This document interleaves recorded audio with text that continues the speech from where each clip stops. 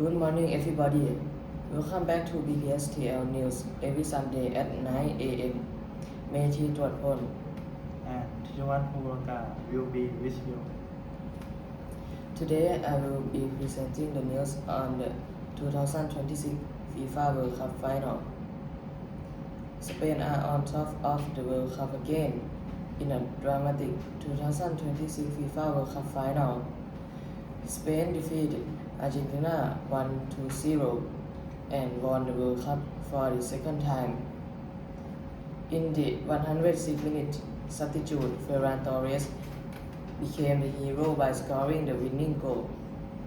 Regarding the most recent SEA Games hosted by Thailand and featuring 12 participating teams, the competition showcased top talent from each nation of particularly exciting highlight was a facing of Vietnam, the reigning world champion from the previous year.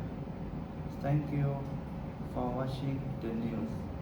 See you again next Saturday at the same time. Goodbye.